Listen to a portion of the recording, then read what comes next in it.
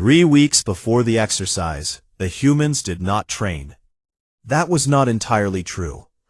Cole Brannigan did push-ups every morning in his quarters, with the gravity plating dialed up to 1.2 G, which was 20% heavier than Earth, and enough to make his shoulders burn in a way that felt honest.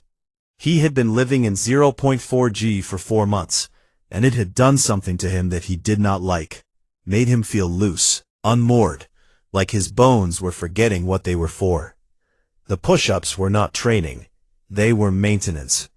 The difference mattered to him, even if he could not explain why. Danny Voss spent the 3 weeks in the shuttle bay, running checks on the environmental calibration equipment they would deploy on Tessic 4, the barren moon selected for the exercise. He tested the gravity plating 3 times, then 4, then 7, because Danny did not believe in redundancy. He believed in certainty. The plating would output 1.0 G across the full exercise zone. Not 0.99. Not 1.01. Exactly 1.0. Verified, logged, and certified by Concord Environmental Standards. No tricks? Liam asked, watching Danny run the 7th calibration. Danny looked at him the way a man looks at a fly that keeps landing on his sandwich. The trick is the gravity, kid. The gravity is the trick. Right. But we are not amplifying it or anything? 1.0 is what Earth is. I am giving them Earth. If Earth is a trick, take it up with physics. Liam, shut up. Meg Harlow spent those 3 weeks doing what Meg did best, which was reading things that were going to ruin her day and then telling everyone about it in precise, clinical detail. She pulled every available study on Veldrathi physiology, skeletal structure, joint mechanics, metabolic rates, muscular attachment points. Most of the data was in Veldrathi medical archives that were technically restricted, but Meg had made friends with a Kethrani data clerk who owed her a favor involving a mistranslated trade agreement and a very embarrassed ambassador. She spread the research across 3 screens in the common room and talked while the others ate dinner. Their exoskeletons are rigid, load-bearing in the way a bridge is load-bearing, designed for specific stress vectors, not general ones. In 0.4 G, they are incredible. The hydraulic fluid in their joints, it's not blood, it's closer to a pressurized lubricant, operates under minimal resistance. Low gravity means low friction, low heat, low wear. She pulled up a diagram, a Veldrathi leg joint in cross-section. At 1.0 G, everything changes. The fluid has to work 2.5 times harder to achieve the same range of motion. It heats up. The seals around the joint capsules are not designed for sustained thermal load. I am estimating, conservatively, that a Veldrathi warrior in full combat movement at 1.0 G will experience joint fatigue within 40 minutes. Cole looked up from his chess set. And after 40 minutes? Microfractures in the exoskeleton begin between 60 and 90 minutes. After 2 hours of sustained ground movement, full locomotion failure is likely. The room was quiet. Liam put his fork down. Is it? Should we tell them? Sophia, who had been reading a report at the end of the table and had not appeared to be listening, spoke without looking up. The gravity specification is in the exercise parameters. Paragraph 9. They signed it. Yeah, but they didn't understand what it meant. That, Sophia said, turning a page, is not the same as not being told. Liam looked at Cole. Cole looked at his chess set. He picked up a pawn and set it down, picked up a rook and set it down, picked up the queen and held it. She is right, Cole said. They had the information. They just did not think it mattered, because they do not think we matter. Meg closed her screens. She folded her arms and leaned against the wall and looked at the ceiling for a while. There is something else, she said. The pain. When their joints start failing, it is not going to be like a human pulling a muscle. Their nervous system processes mechanical failure as a threat to structural integrity. It is going to feel, to them, like their legs are being crushed from the inside. Nobody said anything for a long time. Danny broke the silence from the shuttle bay doorway, where he had apparently been standing long enough to hear everything.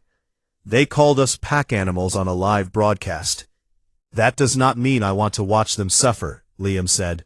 No, Danny agreed, it does not. But it means they chose this. We just chose not to stop them. He disappeared back into the shuttle bay. The sound of a wrench on metal followed.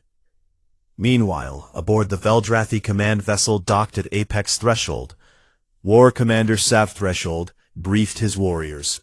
He had selected the Dustblades, 40 of the finest ground combat soldiers the Veldrathi had ever produced. Each one had served in at least 3 planetary campaigns. Each one had never lost. He showed them footage of human combat drills, the 5-person human team moving through basic exercises in the station's gym, adapted for 0.4G. The footage looked bad. Cole moved like a man fighting through water. Meg tripped over her own foot during a lateral drill. Liam dropped a training weapon, caught it, dropped it again. Danny did not participate because Danny did not do drills. Danny fixed things that broke, and nothing was broken yet. The Dustblades watched in silence. Then one of them, a young warrior named Kaleset, made a sound that the translator rendered as polite amusement. Sav Threshold let the laughter run its course. These are our opponents, he said. Slow, clumsy, built for carrying loads across flat ground. They will arrive on Tessic 4 expecting a fair contest, and they will receive an education. He paused. The dramatic pause was a Veldrathi art form. We will be kind about it.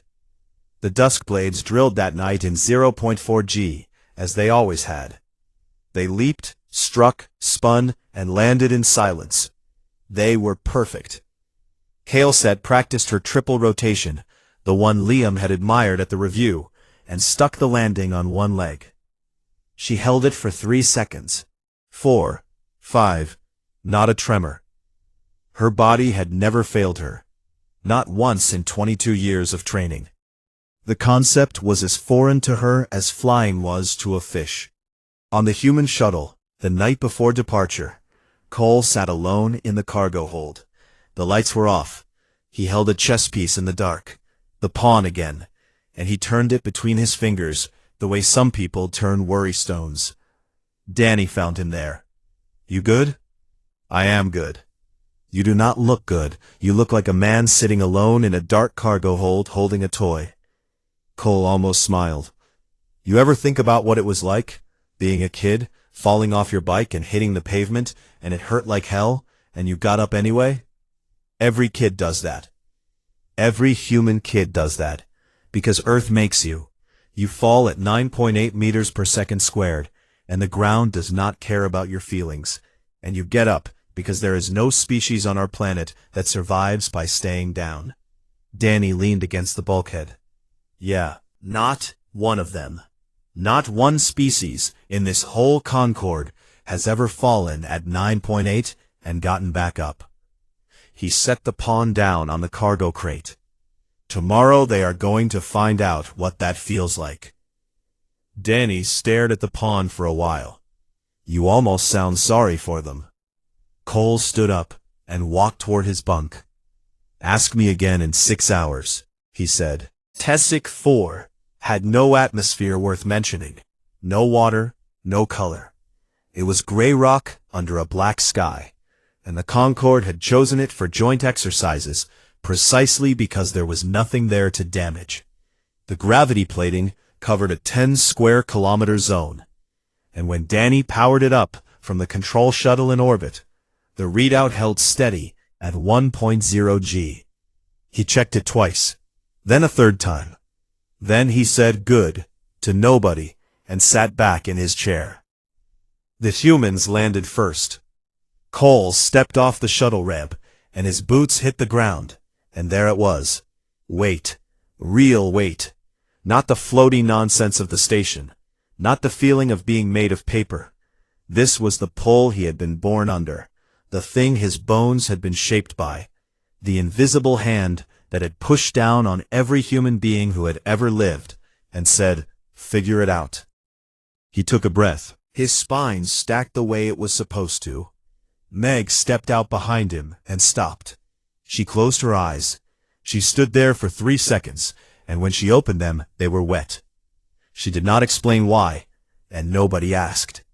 Liam bounced once on his toes. "Oh," he said. "Oh, that is nice." Danny, watching from orbit, muttered, "Welcome home, idiots." Sophia came out last. She did not pause, did not adjust, did not comment. She walked to the staging area like she had been walking in 1.0G her entire life, which she had. 38 years of it. Her body did not need a moment to remember. It had never forgotten. The Veldrathi shuttle landed 14 minutes later. The ramp lowered. War Commander Sav Threshold had not come down to the surface. He was watching from his command vessel, same as Danny, but with considerably more confidence. The Duskblades filed out in formation. Copper exoskeletons gleaming under the floodlights that ringed the exercise zone. Kael'set was 7th in line. She stepped off the ramp, and the world changed. The pull hit her in the legs first. Not pain, not yet, but a wrongness, a heaviness in her lower joints that she had never felt before. She had trained in variable gravity rooms, but the Veldrathi variable rooms only went up to 0.7 G, because no Veldrathi commander had ever seen a reason to go higher. This was not 0.7. Her second step cost her something, a small something, a fraction of effort that she normally spent on nothing, but it was there. Her third step cost the same fraction again. She did the math without meaning to. If every step cost this much, she thought, then 40 minutes of this will cost me what a full day of training costs at home. She looked ahead. The humans were already moving toward the first waypoint. Cole Brannigan had his pack over one shoulder.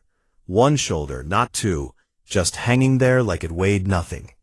And he was walking at a pace that on the station would have seemed lazy, but here, in this gravity, was simply natural. He was not straining. He was not performing. He was walking the way a man walks to get coffee. Kael'set had trained her entire life, and she was already thinking about her legs. The exercise was structured as a 6-hour simulated ground engagement. 2 teams, each with objectives scattered across the terrain. Waypoints to capture, positions to hold, supply caches to secure. Non-lethal munitions in case the teams engage directly. Concord observer drones overhead, broadcasting everything back to the station. For the first 30 minutes, the Veldrathi kept pace. They were elite, they were proud. And pride, Kael'set was learning, had a metabolic cost. Their formation held. Their steps were heavier than usual, but disciplined. A few of the younger warriors attempted short leaps to cross gaps in the rocky terrain. Jumps that on Veldrath Prime would have carried them 30 feet with the elegance of birds. Here, they got 3 feet, maybe 4, and the landings were wrong. Hard, jarring impacts that sent shock vibrations up through the exoskeleton in ways the structure was not built to absorb. One warrior landed and stumbled, caught himself, said nothing, kept moving. At the 40-minute mark, Meg's prediction arrived on schedule. Kael'set felt it in her left knee joint first, a heat, not warmth, heat, the kind that comes from machinery working past its tolerance. The hydraulic fluid in her joint capsule was overheating, and she could feel the pressure building against the seals, and it was the strangest sensation of her life, because her body had never spoken to her in this language before. Her body had always been a perfect machine that did what she told it. Now it was sending her messages she did not know how to read. She kept moving. At 50 minutes, the first Veldrathi went down. A warrior named Drethkai, experienced, decorated, unstoppable in every engagement he had ever fought. His right leg locked mid-stride. The joint simply stopped. He stood on one leg for a moment, confused. And then the left leg buckled, and he went down on his side with a sound, a wet, cracking sound like a branch breaking under ice, that carried across the rocks. Meg, 100 meters away, closed her eyes. They called for a medic. Drethkai was extracted. The exercise continued. At 1 hour, 3 more had dropped out. The remaining 36 were moving slower. They walked now, which was something Veldrathi warriors almost never did in combat conditions, and each step was a negotiation between will and physics that Will was losing. The humans moved through the terrain like water through a canyon. Not fast, not flashy, patient, relentless. They climbed rocks that the Veldrathi had to find ways around. They carried their packs without shifting them. They breathed, steadily, through the work. Liam, nervous, talkative, 26-year-old Liam from Ohio, jogged past a cluster of Veldrathi who had stopped to rest. He was carrying 2 packs, his own and a spare that Sophia had asked him to shuttle to a forward position. He was not breathing hard. One of the Veldrathi watched him pass. The translator did not pick up what the warrior said, but Meg, who had been studying Veldrathi tonal language for months, caught it. The closest English translation was something between how and what are you. At 90 minutes, the microfractures began. Kael'set heard them before she felt them. Tiny clicks inside her own exoskeleton. Sounds like fingernails tapping glass, coming from her shin plates. She knew what the sound meant. Every Veldrathi warrior knew. It was the sound of structural compromise. It was the sound you were supposed to never hear. She stopped walking. She stood on a ridgeline and looked down at the exercise field, and she watched the humans move below her. 5 of them. Just 5. They were not running. They were not celebrating. Cole had stopped to help Danny adjust a pack strap. Sophia was checking her map. Meg was talking to Liam about something, and Liam was laughing. They were comfortable.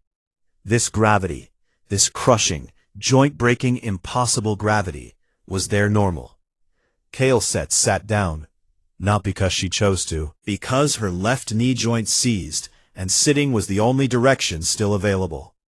From orbit, War Commander Savthreshold watched the drone feeds. His mandibles were locked shut. He had not spoken in 20 minutes. He opened a channel to the Duskblades.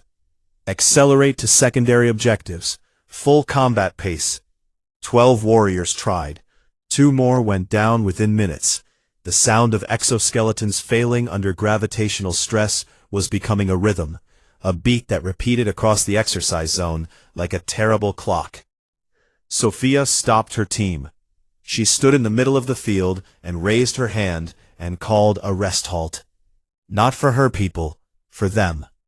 She ordered Liam and Meg to distribute water and emergency thermal packs to the Veldrathi positions.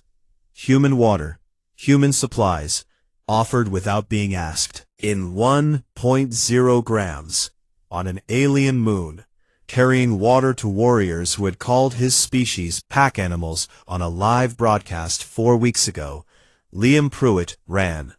And he ran with the earnest, stupid, unstoppable energy of a kid who had grown up falling off bikes in Ohio and getting up every single time.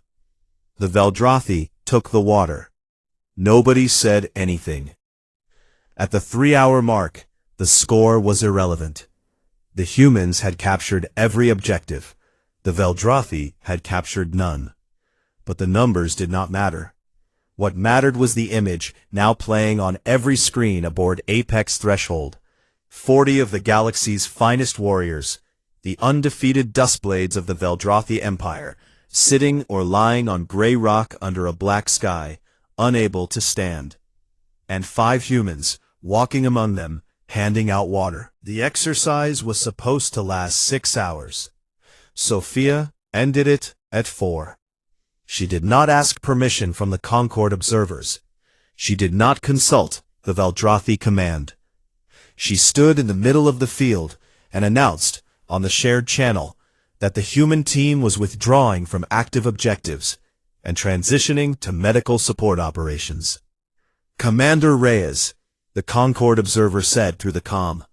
The exercise parameters specify a 6-hour engagement window. The exercise parameters also specify non-lethal conditions, Sophia said. 12 of their warriors have structural injuries. If they continue, the injuries become permanent. I am ending this. The observer was quiet for 4 seconds. Acknowledged. Danny, in orbit, leaned back in his chair and let out a breath he had been holding for he did not know how long. On the surface, the Veldrathi were scattered across the terrain in clusters of 3 and 4, sitting or kneeling or lying flat, depending on which joints had failed. 28 were still technically mobile. Mobile in this case meant they could walk, slowly, with visible effort, for short distances. None of them could fight. None of them could leap. None of them could do any of the things that made them Duskblades. They were just people, sitting on rocks, hurting. Meg moved between groups with a medical scanner she had adapted for Veldrathi physiology.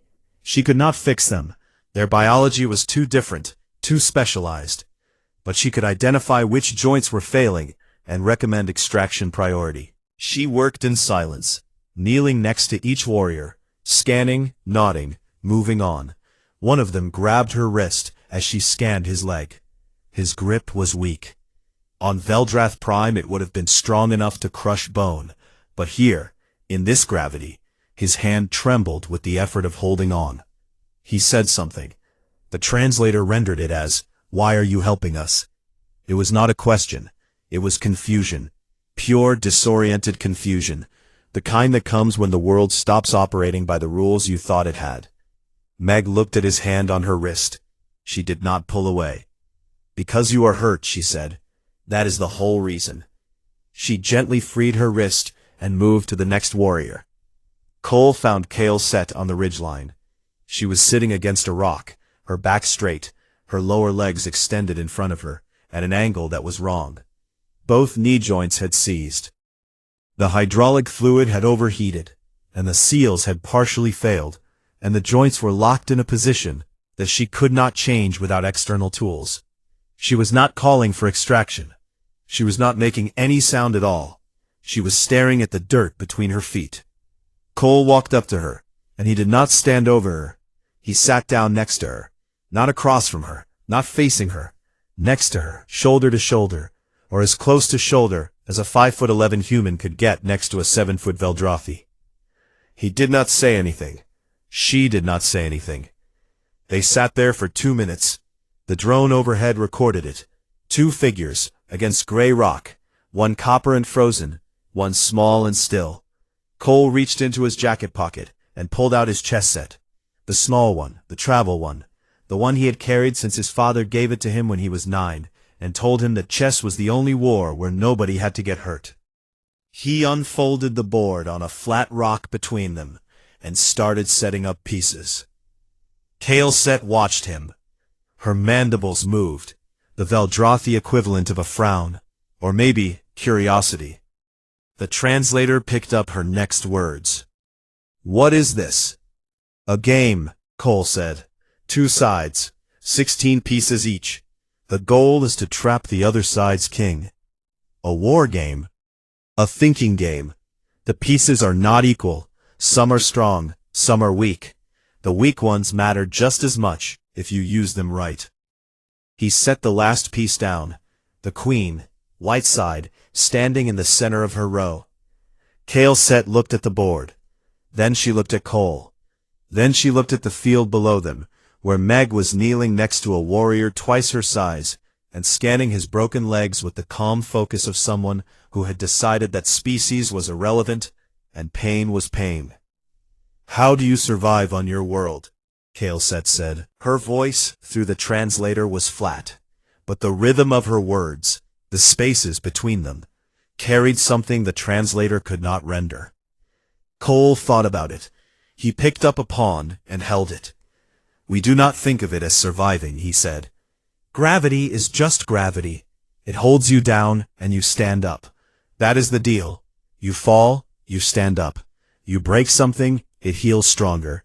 You get tired, you rest, and then you go again. There is no trick to it. There is no secret. He put the pawn down. The secret is that there is no secret. You just keep getting up. HFY was quiet for a long time.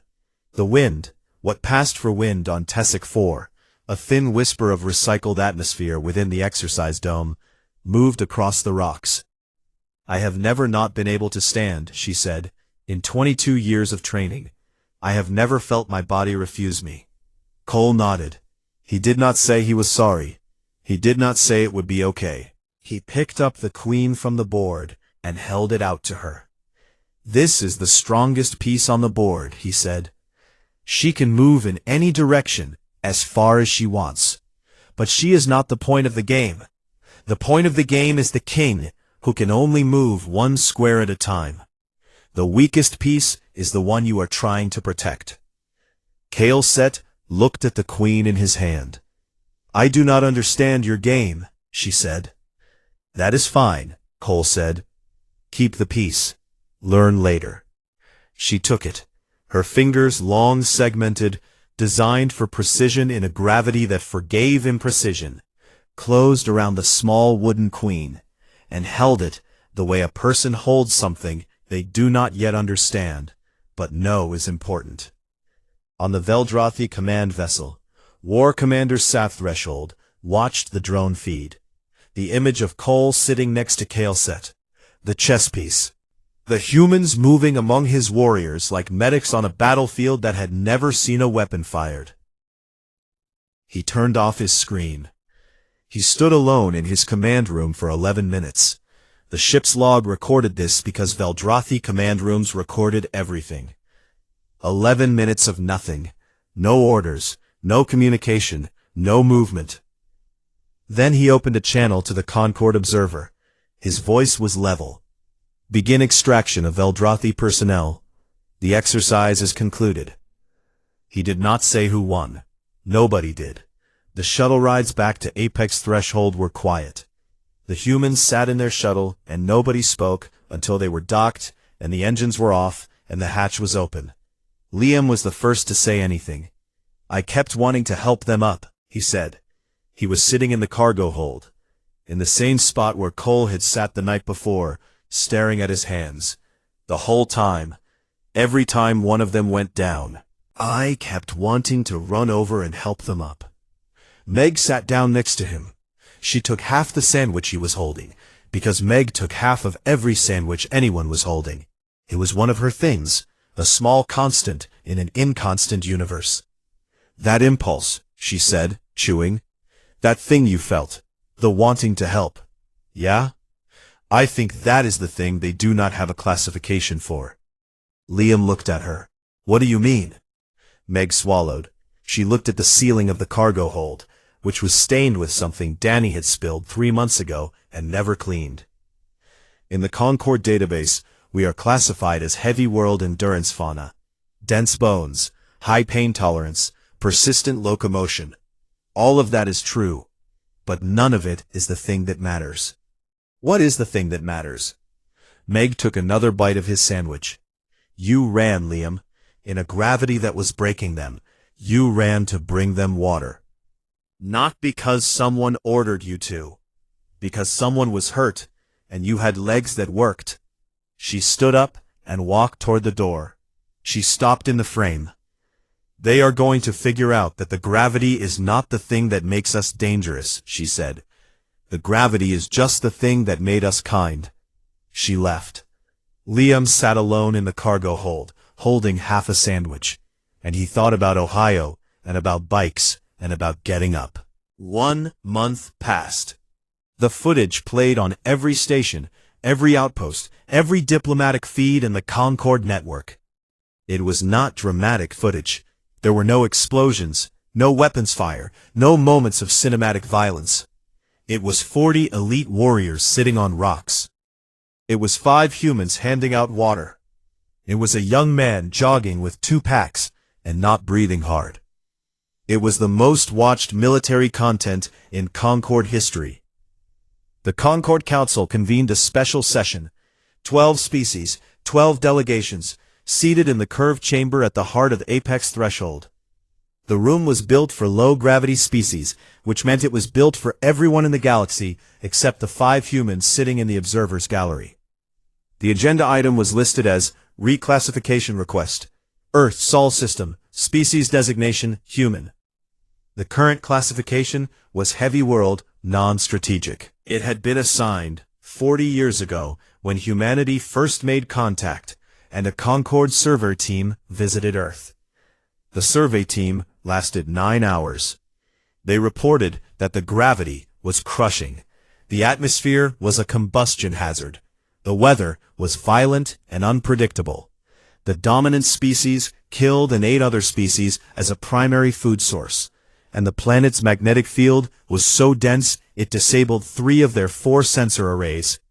They recommended minimal engagement, observation only, labor potential noted.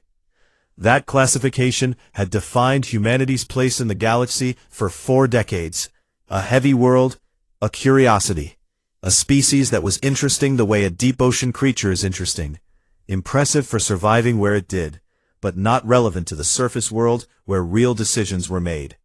Sophia Reyes stood at the speaker's platform. She was the same height as the platform's lowest setting, which had been designed for a species called the Varathi who averaged 4'9". She did not ask for the platform to be adjusted. She spoke from where she was. My name is Commander Sophia Reyes. I represent Earth's delegation to the Concorde.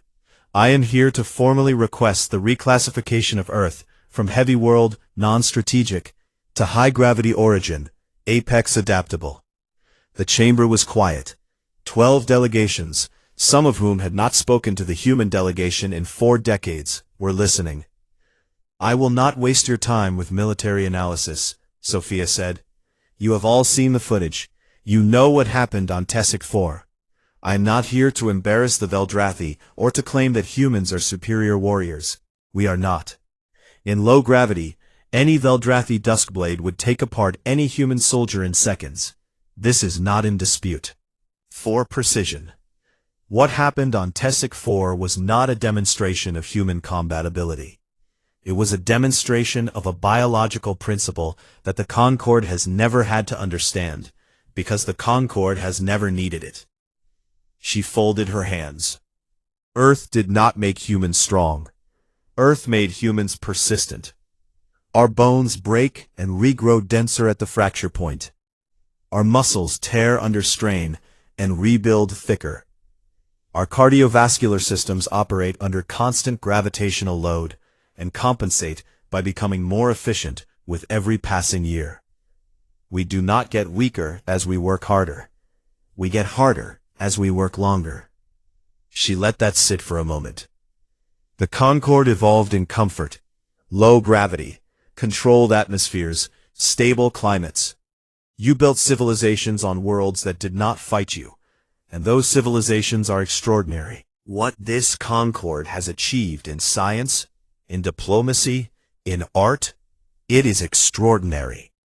Her voice did not change, but you made an assumption. You assumed that because we came from a hard place, we were a hard people. Blunt instruments, pack animals, built for carrying loads and nothing else. She looked around the chamber. 12 species, some of whom could not meet her eyes, some of whom did not have eyes to meet. You were wrong.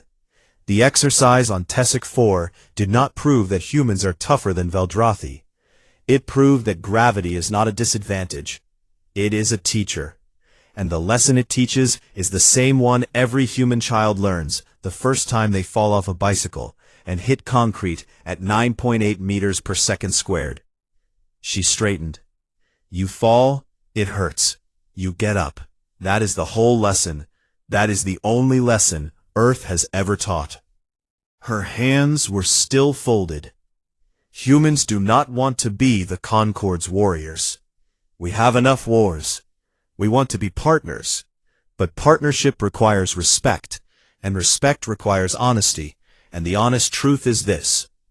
She looked directly at the Veldrathi delegation's empty chair. Sav threshold had not come. You cannot spend centuries mocking gravity and then be surprised when gravity mocks you back. She stepped down from the platform. She walked back to the observers' gallery and sat down between Cole and Meg, and she did not look back. The debate lasted 3 hours. The Kathrani delegation spoke in favor. The Varathi abstained. The Drossik, who had never spoken publicly about humans at all, delivered a 7-minute address about the evolutionary implications of high-gravity adaptation that was, by Drossik standards, a standing ovation. The Veldrathi delegate, not Sav Threshold, a junior officer Cole had never seen before, the vote was noted. Nobody was surprised. The motion passed. 9 in favor, 2 against, 1 abstention. Earth was reclassified. The new designation carried a seat on the Military Planning Council, consultation rights on planetary defense strategy, and an unspoken acknowledgement that fit nowhere in the official record, but lived in the silence between the words. We were wrong about you. In the corridor afterward, the humans walked together. Not in formation, just together, the way people walk when they have been through something and do not need to talk about it, but are not ready to be alone. Liam talked. Liam always talked. He was saying something about the Drossik speech, and how he thought the part about metabolic adaptation was actually really interesting if you thought about it from a comparative biology standpoint. And Cole was not listening, but he was not listening either, which was how Cole handled Liam, a method that worked for both of them. Danny walked with his hands in his pockets, humming a song that Meg identified as a country song from the 1990s, and refused to name, because she said naming it would give it power. Sophia walked slightly ahead. She always walked slightly ahead, not because she wanted to lead, but because her stride was longer than she thought it was, and she never remembered to slow down. Cole reached his quarters and stopped. There was a package on the floor outside his door. Small, wrapped in Veldrathi diplomatic cloth, a dark material that shimmered copper and gold under the station lights. No sender identification. He picked it up and unwrapped it. Inside was a medal, a Veldrathi combat honor. Cole recognized it from the briefing materials Meg had made them study. It was given to opponents who had earned respect through engagement. Not allies, opponents. It was the Veldrathi way of saying, you stood across from us, and you were worth standing across from. The medal sat on a chess piece. The queen. The same queen Cole had given to Kale Set on the ridgeline.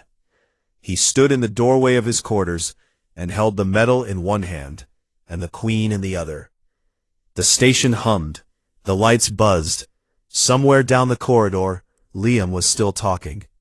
Cole set the medal and the queen on the shelf next to his chess set. The wooden pieces were lined up the way he always kept them. Pawns in front, royalty behind, everything in its place. The Veldrathi medal sat among them, like a piece from a different game that had somehow found its way onto the right board. He stood there looking at it. Danny walked by, stopped, looked in. What are you smiling about? Cole shook his head. I am not smiling. Danny looked at him for a long moment. Then he walked away, and his footsteps faded down the corridor. And Cole stood alone in his quarters, on a station that hummed at a frequency he had never gotten used to, in a gravity that felt like a vacation, holding nothing, carrying nothing, lighter than he had any right to be. The apex threshold station hummed the way all alien stations hummed, a low, constant vibration that Cole Brannigan had never gotten used to, not in the 4 months he had lived there, not once. It sat behind his teeth like a sound he could not quite name. He stood at the back of the observation gallery with his arms crossed, watching the Veldrathi put on their show, and he rolled a chess piece between his fingers inside his jacket pocket. The king. He always carried the king when he did not know what to expect. The gallery was enormous, a half-dome of transparent alloy curved over an arena floor the size of 3 football fields, and every seat was full. 12 species sat in their delegated sections, some breathing through tubes, some floating in partial gravity harnesses, some glowing faintly in colors Cole had no words for. The Concorde's annual military review was not a competition. It was a performance, and the Veldrathi were the headliners. Cole hated that he thought so, but it was true. 7 feet tall, each of them, wrapped in exoskeletons the color of burnt copper. They moved through the 0.4 gravity arena like gravity was a suggestion they had politely declined.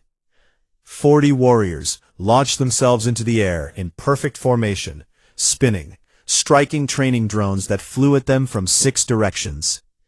They hit the drones mid-flight with limbs that moved so fast the impact sounded like whip cracks across the gallery. They landed without sound, every single one of them. The arena erupted. Not applause, most of these species did not clap, but a rolling wave of species-specific approval. Bioluminescent flashes, harmonic tones, rapid antenna movements. The Veldrathi had been the Concorde's dominant military force for 1100 years, and they had never once let anyone forget it. Meg Harlow leaned against the railing beside Cole. She was 5'6", had not brushed her hair since Tuesday, and was chewing on the end of a stylus she had stolen from a Kethrani diplomat's desk. 40 warriors, she said. We brought 5 people and a shuttle that smells like Danny's socks. Cole said nothing. On his other side, Liam Pruitt was practically vibrating. The kid was 26 and had the energy of a border collie that had been promised a walk. Did you see that triple rotation? The third one from the left did a triple rotation and stuck the landing on one leg. One leg, Cole. I saw it. That was the most terrifying thing I have ever seen in my life. You grew up in Ohio, Liam. Everything is the most terrifying thing you have ever seen. Meg snorted. Liam opened his mouth to argue, then closed it, then opened it again. That is a fair point, he said. Below them, the Veldrathi formed ranks. War Commander Sav Threshold walked to the center of the arena floor. He was taller than the rest, 7.5 feet, his exoskeleton darker, almost black, with gold markings that indicated a rank Cole had been told was roughly equivalent to a 4-star general, if the 4-star general also happened to be a religious figure. Sav Threshold's voice carried through the translation system built into the gallery walls. It came through flat, the way all translations did, stripping away whatever tonal beauty the original language might have held. But the words did not need beauty. They had teeth. The Concorde endures because strength protects it, Sav Threshold said. The Veldrathi have provided that strength for 11 centuries. We welcome any species who wishes to stand beside us in that duty. A pause. Diplomatic. Practiced. We note the presence of the human delegation. Cole's hand tightened around the chess piece in his pocket. Earth is classified as a heavy world. Class 7. A planet of extreme gravity and a toxic atmosphere rich in combustive oxygen. The species it produces are, by galactic standards, dense-boned, slow-moving, and remarkably short-lived. Their biology is one of endurance, not excellence. Meg stopped chewing her stylus. We do not question their courage in coming here. We question what role a species bred for burden carrying might play in a Concorde built on precision, speed, and reach. Perhaps there is honor in labor. Perhaps the humans would serve the Concorde best in the capacity their world designed them for. He paused again. Let it land. Pack animals have their place. The gallery was quiet. Not the silence of shock, the silence of agreement. Of 12 species nodding along because the math seemed obvious. Humans were heavy, slow, and they died before they turned 100. Why would you hand a weapon to something like that when you could hand it a shovel? The insult was broadcast to every screen on the station. Liam's face went red. He took a step forward, and Danny Voss, 41 years old, hands like engine parts, calm in the way that tornadoes are calm, in the exact center. put one hand on Liam's shoulder, and squeezed. "Sit down," Danny said. He was grinning. It was not a friendly grin. Sophia Reyes had not moved. She stood at the far end of the railing, her hands clasped behind her back, watching the arena floor the way a surgeon watches an X-ray. She was 38. She had the rank of commander, and the presence of someone who had held authority so long it had stopped being something she performed and started being something she simply was. She did not react to the insult, not visibly, not once. Meg translated the full speech into her datapad, flagged it for the record, and set the pad down on the railing. Her expression was a locked door. "Well," she said, "that was fun." Cole pulled his hand from his pocket. He looked at the chess piece, the king. He put it back and found a different one, the pawn. He held it for a long time. That evening, Sophia filed a formal request through the Concord's Joint Operations Office. She requested a bilateral training exercise between human and Veldrathi ground forces, to be held on a neutral world under conditions agreeable to both parties. The gravity specification was buried in paragraph 9 of the operational parameters, written in standard Concord units. It read, Gravitational Index 1.0 Standard. Every species in the Concord had evolved on worlds between 0.3 and 0.6 standard gravity. Earth was 1.0. That number meant nothing to anyone who had never felt it. The Veldrathi accepted within an hour. Saf Threshold reportedly laughed when he signed the approval. In her quarters, Sophia set the confirmation on her desk and looked at it for a while. Cole appeared in her doorway. "They said yes?" "They said yes." "Did they read the gravity spec?" Sophia picked up the confirmation, folded it once, and placed it in her jacket pocket. "I imagine," she said, "they thought it was a typo."